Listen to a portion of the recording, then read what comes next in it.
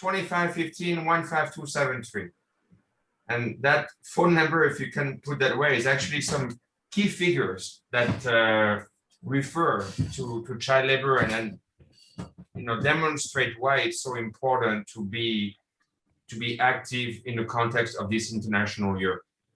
Plus 40 means that there are plus over 40 million people who are in modern slavery today in 2021, over 40 million. And of those 40 million, you'll be able to extract the next 4 digits. 25 million, a bit less than that, 24.9 million, or those people in modern slavery are found in forced labor, and 15 million in forced marriage. And then the last set of digits, 152, 152 million children unfortunately found in child labor still today, 150 million of them, of whom 73 million are found in the worst forms, in hazardous form of child labor, those working at night in mines and in some of the very worst forms of child labor. So that's a phone number that I think contains digits and figures that we should have in mind. When we speak about child labor and we do a little bit of a cloud, here are some of the keywords that come or that pop out, maybe a little bit biased toward child labor and what the ILO does, but in general, we speak about, at least in our world, the impact and the initiatives that governments, that workers, and that employers can have to address this issue of child labor. We talk about what the associated children and young adults unfortunately stuck in vicious cycles of forced labors, aiming for better lives. We talk about the millions of them. We also refer to the need for them to have access to their rights, and also to those who are in even greater despair or who suffer from more, let's say, discrimination than others, women, for example. So young people. So these are some of the keywords that we can think of in this cloud when it comes to child labor. Now, as you know, the ILO is the UN agency that looks after employment issues, after the world of work. It's different from other UN organizations in that its structure is not only based on government constituents, but it's based on government and also workers and also employers. And together, every year in June at the International Labour Conference in Geneva, they agree on a number of things, but they also agree on the adoption of conventions and recommendations. We have 190 conventions at the ILO, and 8 of them are fundamental core conventions. I'm not going to go into the detail, but they refer to child labor, they refer to forced labor, they refer to discrimination. And what I want to point here, the most important in the context of our discussion, is the last line, 182. Convention 182 on child labor is the only convention that has been universally ratified as of 2 years ago.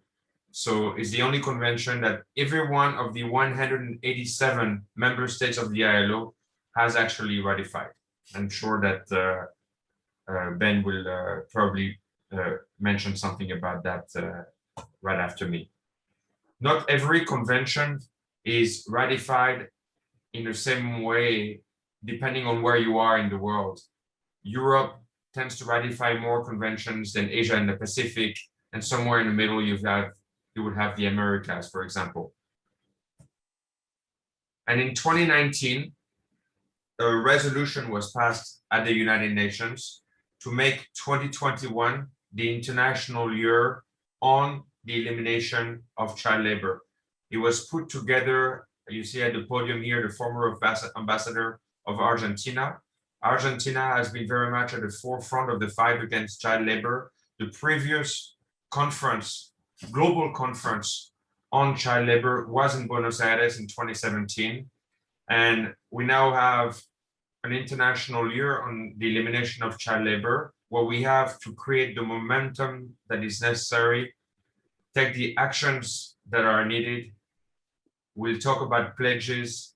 We'll talk also maybe about the estimates and the fact that because we are in COVID-19, we should unfortunately expect the numbers in terms of child labor to deteriorate as opposed to improve.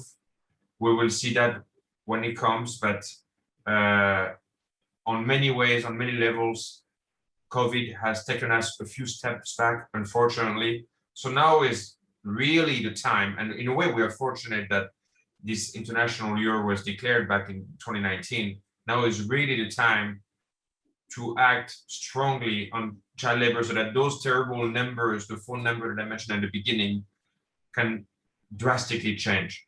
And so we are going to be conducting and participating in a number of events, activities all throughout the year. And that will take us up until 2022 in South Africa, where the fifth global conference on child labor will be taking place. Here you have a bit of a visual mapping. Again, Ben is better aware and we'll touch on that, but a bit of a mapping on the type of activities that are taking us throughout this year, from the launch of the International Year on January 21st to events that are taking place on the margin of HLPF. We also have a high-level event that will take place on the 21st of June. We don't mention it here, but there will be an event. In fact, in June, you will have a series of events that are very important to raise awareness just after or around the date of the Global Day for Child Labor, which is 12th of June. And then discussions that we hope see taking place, or events around UNGA up until 2022 and the fifth global conference. All right, so these are just a few words from me, and I will stop sharing my screen, and I would like to invite, if it's okay, my colleague Ben. I'm just trying to find a way here to get back to where I was, so I can. Sorry, so I can get back. I don't know how to go back to this. Mathieu, at the top of your screen, there should be an option to stop sharing screen. Yeah, but I don't see that. So I just see you all in very small. Try exiting. Yeah, I'll try that. No. Sorry. The host can also disable or end a participant screen sharing. And where do I do that? Oh yeah, you can do that maybe. Okay, I'll remove the permission. Okay. Great. So thanks, Mathieu, and thank you, Jacqueline, and everyone for the opportunity to be here with you today. As was mentioned, I'm a child labor specialist working at ILO in Geneva. And I think Mathieu gave a very good overview of where we are and what the challenge is. I like the phone number, Mathieu. I'm going to steal that one from you because it really condenses quite nicely what it is we're talking about and the scale of the problem that is still in 2021 with us, of 152 million children in child labor, half of whom are in hazardous work. It doesn't mean that we haven't made progress. We have. We've come a long way. From the time that ILO first started to measure child labor back in 2000, it has dropped by almost 40%. That's almost 100 million children. So the trajectory is right. The pace is not fast enough. And that is a real challenge at even under the most optimistic scenario. So we take a snapshot every 4 years. The fastest rate of decline happened from 2008 and to 2012. Even at that rate, I'm afraid that we'll miss the target that is established by the Sustainable Development Goals for the elimination of all forms of child labor by 2025. So this year, the International Year for the Elimination of Child Labor, it comes at a critical time. As Matthew said, because to raise the issue on the political agenda and on the radar screen of policymakers is more important than ever, particularly given the COVID-19 crisis, which, as Matthew said, we do expect to be a real setback, and we could see for the first time since we started measuring not a decline, but an increase in child labor because of the devastating impacts of the pandemic. So having targets nonetheless is very important, and being ambitious when it comes to child labor elimination is critically important because we know that it is possible. We have seen over the course of the last couple of decades that with the right policy mix, governments working with workers, employers, civil society can get traction. And it's not just down to poverty alleviation. There are measures that can be taken that really produce results. And I just want to touch on those a little bit. And this is from our practical experience, from our research, and has been kind of enshrined in political declarations. Matthew mentioned the global conferences that happen at irregular intervals every 4 years or so. Next one is in 2022 in South Africa. And that call attention to the importance of, first of all, a good legal framework. So this means ratification of ILO conventions on child labor. It's a historic achievement that last year we did reach universal ratification of Convention 182 on the worst forms of child labor. Convention 138 that establishes the minimum age for work is the other bedrock, and that one is widely ratified. We're hoping to get to universal ratification there as well. And so with those in place, it's an important step, of course, not enough. You've got to transpose those into national law, make sure that there's clarity around what is hazardous work, what the minimum age. There are flexibilities in the convention that countries can take advantage of. They can set the minimum age at 14, 15, 16. Light work is allowed. It's important to just flag also that we're not talking about household chores, of course. We're not talking about children helping out around the house, doing odd jobs in non-school hours to earn a bit of money or to help their parents. We're talking about child labor that is detrimental to the health, safety, and morals of children, and or sort of has a negative impact on their education. So the policy measures that we've seen work are not, it's not going to be a surprise to any of you that inclusive education, universal free basic education is the principal step or measure to take in combating child labor up to and compulsory education up to the minimum age for work, so that children don't fall through the cracks, if you see what I mean, that they are in school up until the time when they're able to work and they can continue on in school or enter the labor market as of typically age 15. of course, when they enter in at that early age of 15, they're still children and need to be protected from hazardous work. But getting that legal clarity is a key part of the response. And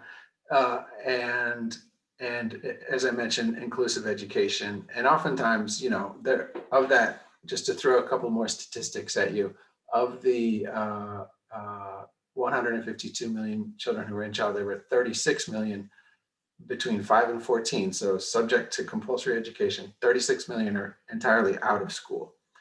The rest manage to combine, and that's the majority of children in child labor, do combine school with work, but very negative consequences result. So they have poor performance academically relative to other children.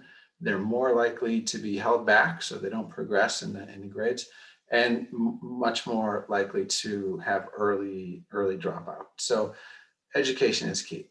The other element has to do with labor markets and decent work for parents. So child labor is largely driven by household poverty. Most child labor happens in that family context and children working alongside their parents because the household income isn't sufficient, and they, you know, that little bit of extra income that they're bringing is really needed. So decent work for parents, and Mathieu pointed to the interconnection of labor rights. So freedom of association and collective bargaining, non-discrimination, these things, you know, getting parents access to decent work where the income is sufficient and they're working in freedom, that is a critical part of the solution to child labor, which can be seen as sort of a symptom of these wider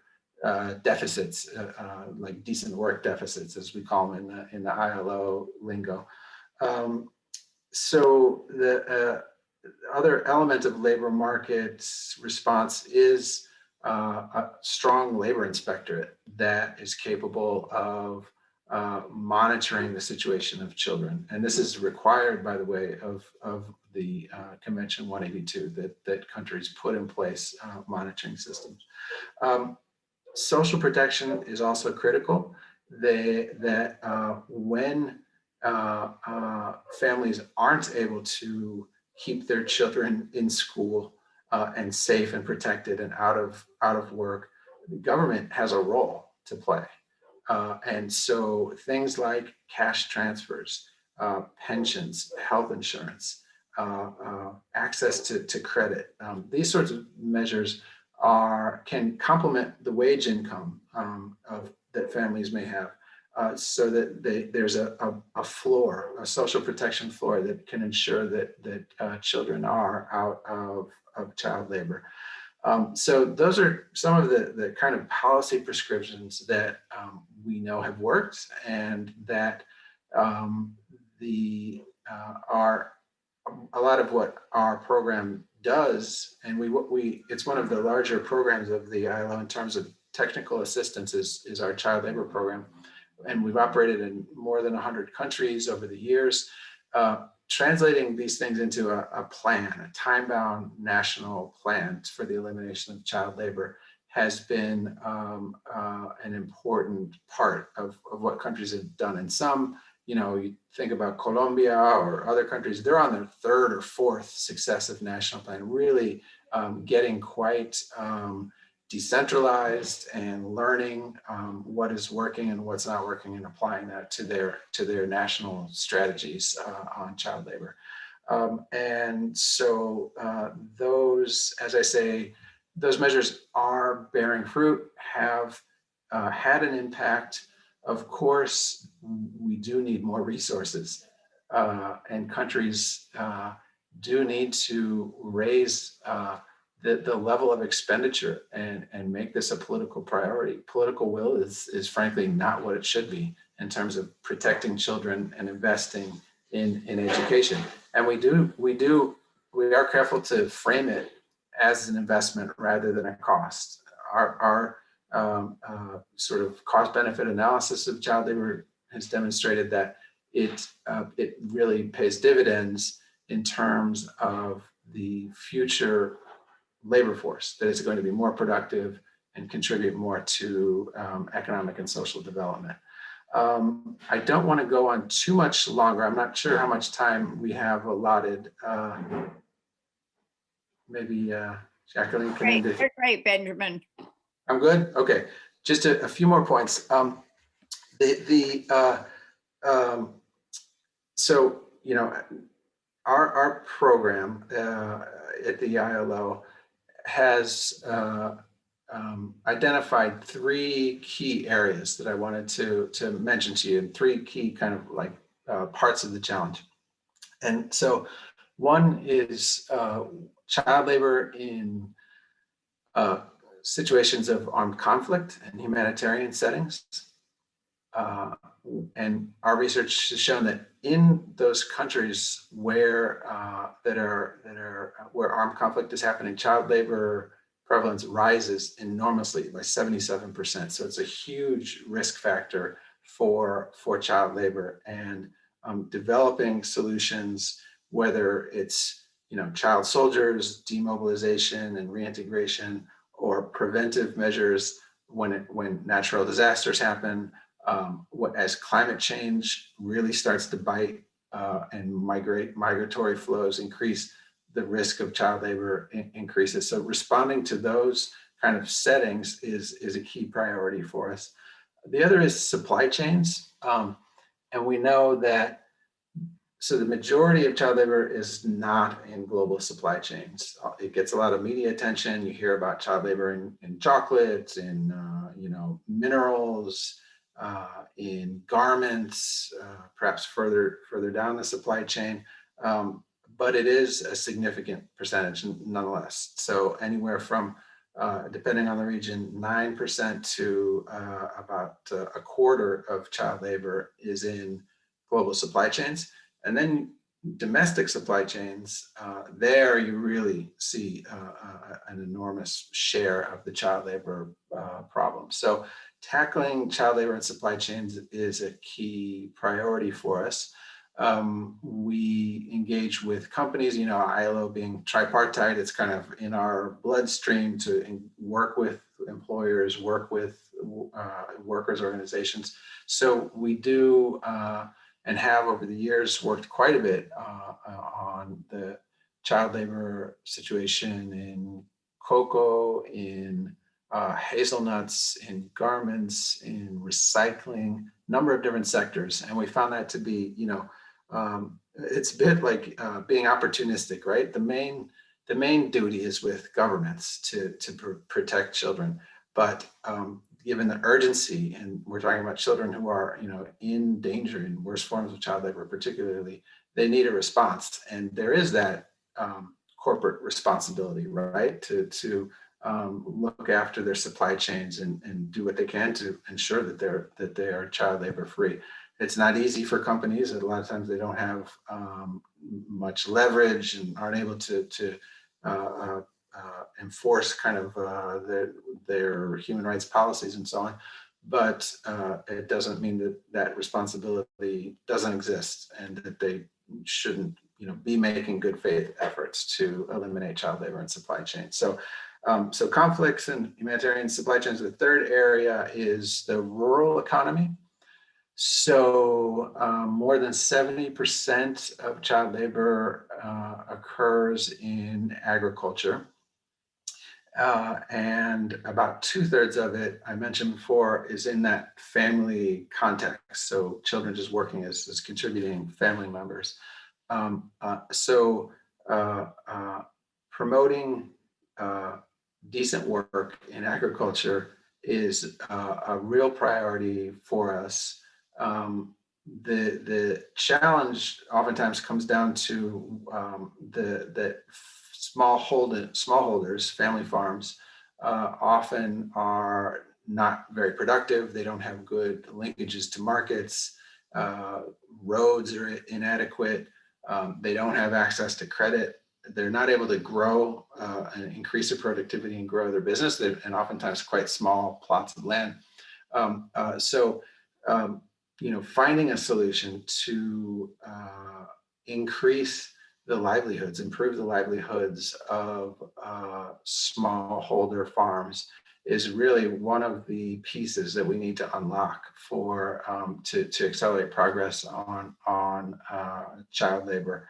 And so I mentioned some of the supply chains we're working in, but also, subsistence agriculture, pastoral communities, herding, livestock.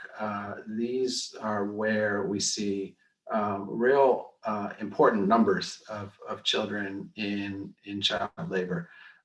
And so we work a lot with the Food and Agriculture Organization. We work with the International Union of Food Workers, our constituents on the worker side, to promote rural development, and that agriculture ministries can put this higher up on their agenda, because our line ministry as ILO, no surprise, is labor ministries. But that's sometimes preaching to the choir a bit. Those who really need to get the message are finance ministries, education ministries. But when it comes to rural development, it's agriculture ministries. And so in many countries, they have stepped up and play an important role in like mobilizing a more of a whole of government response to the issues. So those are kind of the three priority areas that I wanted to mention. And finally, just a word about at the global level, the Alliance 8.7, which you may be familiar with, that includes more than 300 partners. And this is not just child labor, but forced labor, modern slavery, and is an effort to leverage resources, leverage knowledge, and accelerate action to achieve the SDG target 8.7. So if you want more information about that, we'd be happy to share it, and would encourage you to consider joining, although maybe some of your groups already are. It's an opportunity to contribute to a kind of a stakeholder group that shares that rights-based approach, and it's a way to engage with UN system, with our constituents, governments. There are a number of Pathfinder countries that are like the focal points now.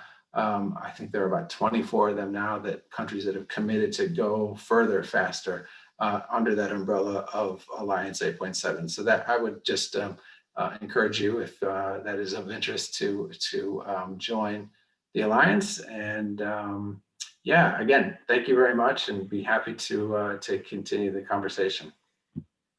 Well, thank you both for really a very informative presentation. I think there's a lot to think about, and I'm sure we have some questions in the group. Who wants to go first?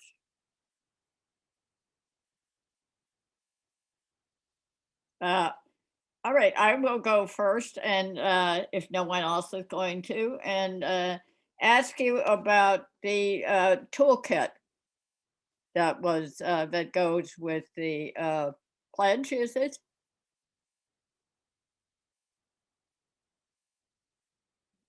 Can one of you take that? Yes. Actually, maybe Mathieu would be better place to speak to that, but the pledges and the International Year is all about action and encouraging concrete commitments and so on. So we are, but we often get questions like, how do I make a pledge? If I'm an NGO, what could that look like? If I'm a company, what sort of pledge could I make? Or a government. So the toolkit is meant to assist in formulation of pledges, but then also implementing it. So Mathieu, do you have anything else on the toolkit? No, I don't really have more to add on this, except maybe, Bennett, we can mention the dates that pledges could be made. I think that the deadline has been pushed back a little bit until the middle of May, if I'm not mistaken. So pledges have to be made by the 30th of March, and now there's a bit more of a window for those governments, for those corporations as well that want to accelerate the action that Ben is talking about, referring to, and you know, pledge for more action, for more activity for child labor. And before I forget, I saw that Veronica had her hand up as well.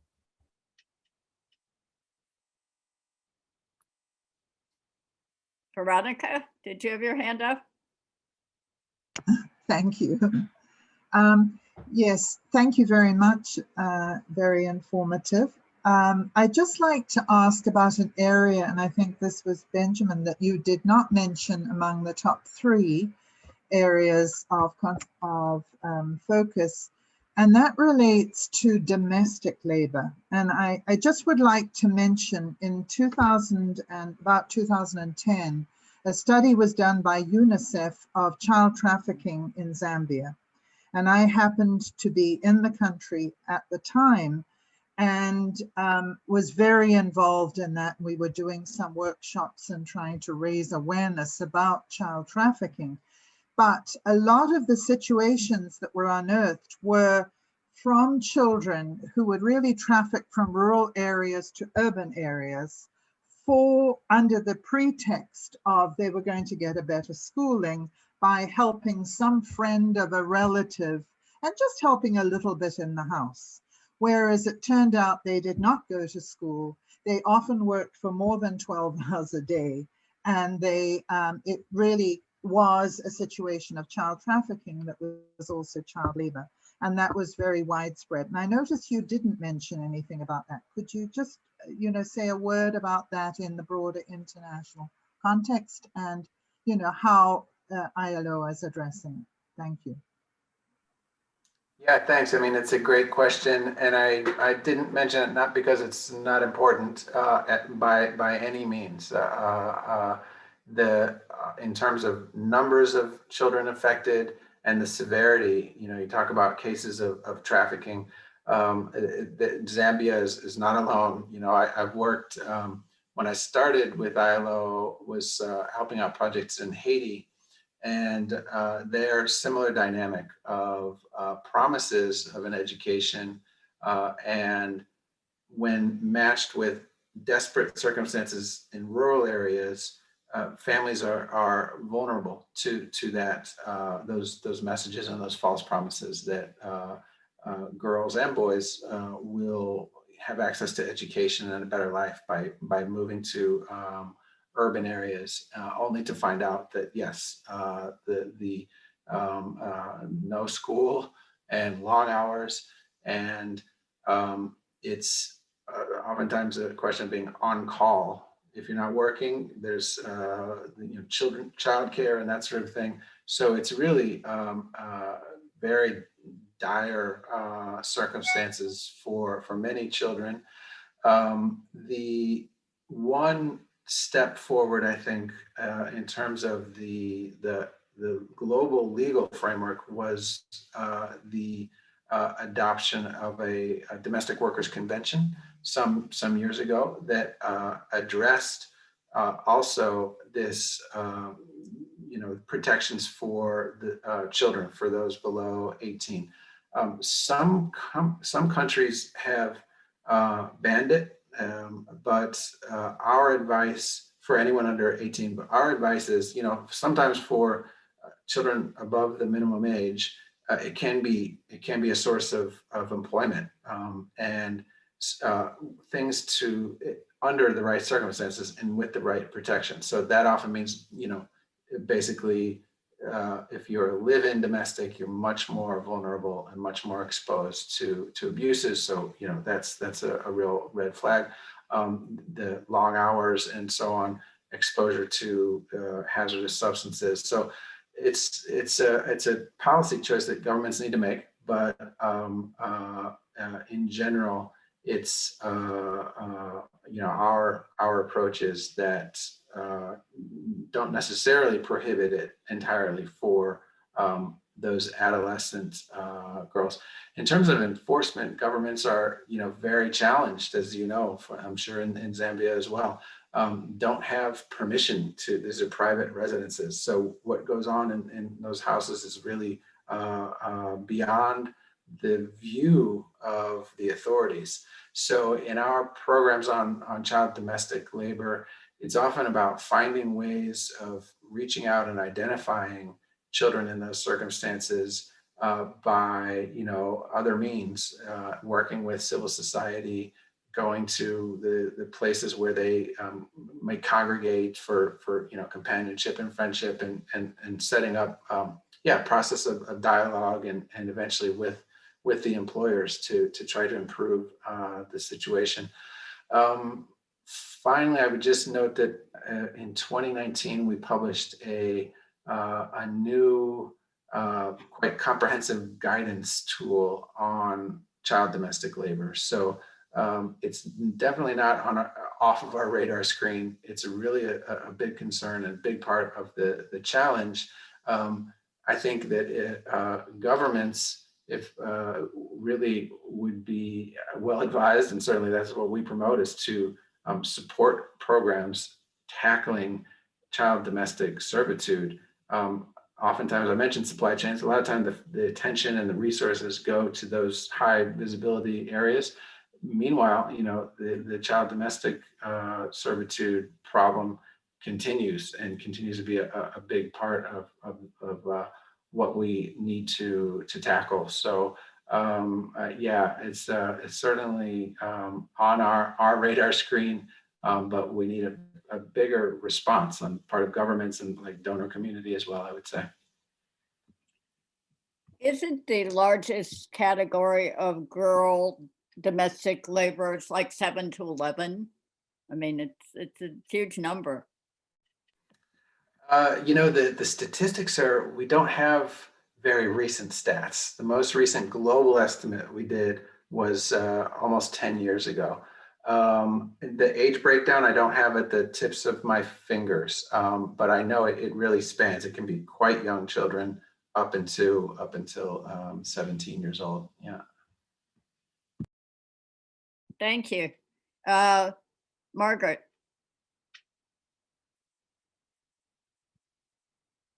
You're on mute. You're on mute, Margaret Ann. We can't hear you. You're on mute.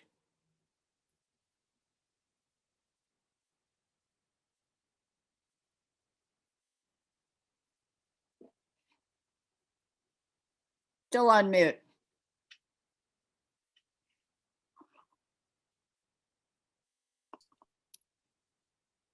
Sorry.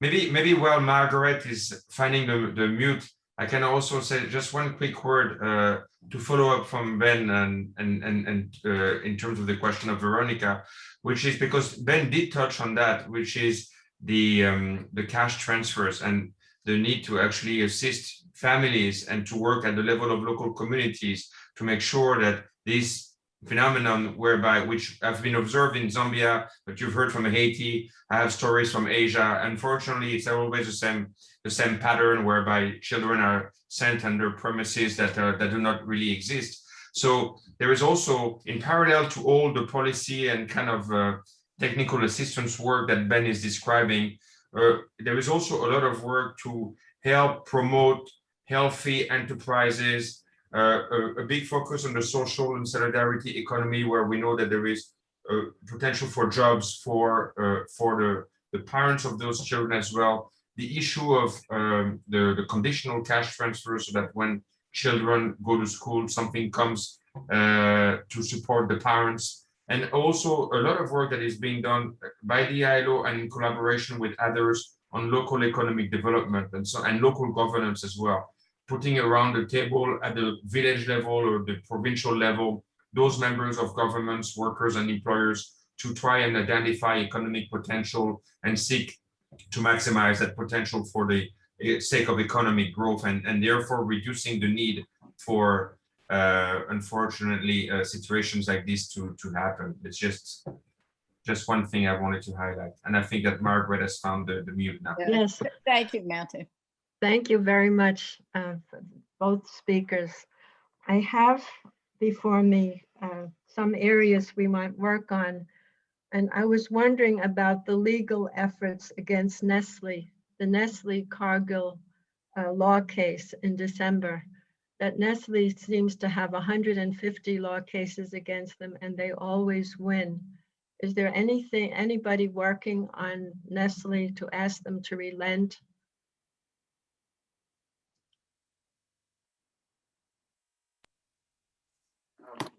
Yes. So I think that's an important element that's just getting more and more pronounced is actual legal consequences to having labor rights abuses in your supply chain. And you see in the US, as well as other countries, import bans. As a result of forced labor, child labor in the production of goods, lawsuits under different statutes, and the cocoa industry has a long history of struggling with this issue, dating back now decades. And you may have heard of the Harkin-Enkel Protocol, which was a U.S. initiative that got people's attention and got the company's attention, and they invested a lot in efforts to tackle child labor in cocoa growing communities, particularly in West Africa, where it's literally millions of these small farms in isolated rural areas. So quite challenging in terms of monitoring what's going on and so on. And those companies have learned a lot of lessons, unfortunately, not made the progress that we would like to see. And I think that's what is behind those lawsuits. There's a sense of dissatisfaction and frustration that a value chain with a multi-billion-dollar company at the top can't find a way to distribute the wealth along the value chain to the extent where it can reach and down to those at the farm level and provide living income for farmers. The attention and the focus is very important. I think that the companies feel it and understand that business as usual isn't going to cut it. Their regular assessments of the numbers of children in child labor in cocoa, and they're going in the wrong direction. So it's really a time for a rethink and a reset. Nestle, Hershey's, Mars, all of those companies that have that challenge and those labor rights abuses in their supply chain. So, collectively, I think collective action is warranted. And one recent measure that's been put in place by governments, by Ghana and Cote d'Ivoire, the Ivory Coast, is to what they call a living income differential. So it's a price, it's an amount of money put on top of the market price for cocoa that if you want to buy Ghanaian cocoa or from Ivory Coast, then you need to pay a certain amount. It's a substantial amount on top, and that will go down to farmers. So I think there's a realization that economic question needs to be addressed. And until it is, then those companies will continue to be brought into court and face reputational damage, and also from their own shareholders, investors that don't want to be complicit in that sort of abuses. Thank you. Jackie, I have my hand up. I'm sorry, my video doesn't work. So. Okay, so let's hear it. Yes. Thank you. Thank you very much to both speakers. That wonderful presentation.